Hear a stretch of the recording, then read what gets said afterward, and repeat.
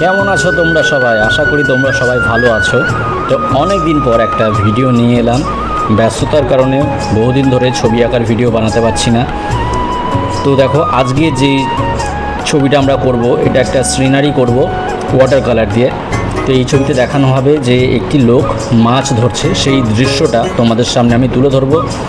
Medium হিসেবে আমি water কালারকে বেছে নিয়েছি। সত্যি কথা বলতে দেখো, আমি অনেক মিডিয়াম দিয়ে ছবি এঁকেছি। Pencil, pastel colour, pencil colour, water colour, acrylic, oil colour, সব কিছুর মধ্যে কিন্তু আমার ওয়াটার কালারটাই বেশি ভালো লাগে। কারণ ওয়াটার কালারে ছবি এঁকে কিন্তু একটা আলাদা মজা আছে। এই জল দিয়ে যদি একবার তুমি পেপারটা ভিজিয়ে নাও, অনেক সময় রং অল্প প্রয়োগ করলেও একটা আলাদা স্ট্রাকচার নিয়ে নেয়। ওয়াটার কালারই একটা বিশেষত্ব।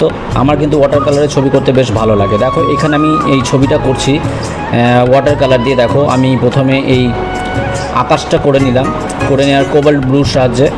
এবার দেখো, এই যে বনটা পিছনে যে গাছপালাগুলো আছে সেইটা আমি করে নিচ্ছি।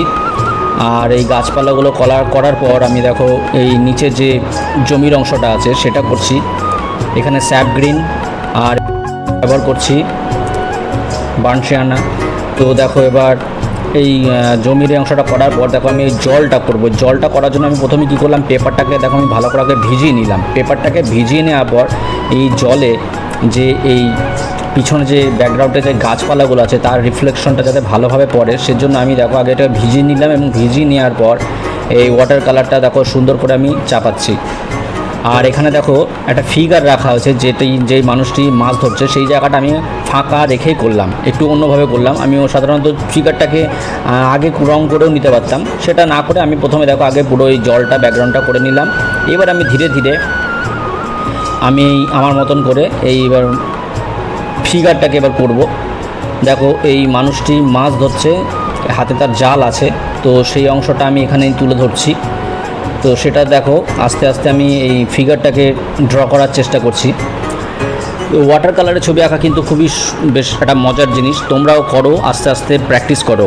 প্রথমে হয়তো অতটা সুন্দর হবে না, কিন্তু ঘাবড়াবে না। তোমরা প্রতিনিয়ত এই ওয়াটার কালার দিয়ে ছবি আঁকো, দেখো আস্তে আস্তে তোমাদের এই ছবিগুলো অনেক ভালো হয়ে উঠবে। একটু স্কিল যখন তোমাদের বেড়ে যাবে তখন এই ছবিগুলো দেখবে অনেক ভালো হচ্ছে। ওয়াটার কালারের ছবি আঁকতে গেলে একটু যদি তোমাদের স্কিল থাকে তাহলে তোমরা অনেক ভালো ভালো ছবি আঁকতে পারবে এবং অনেক সহজে। তো দেখো, আমাদের ছবিটা কিন্তু প্রায় শেষ হয়ে এসছে।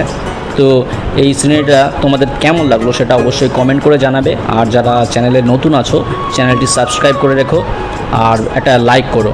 ভালো থেকো। পরবর্তী ভিডিওতে খুব তাড়াতাড়ি দেখা হচ্ছে। ধন্যবাদ।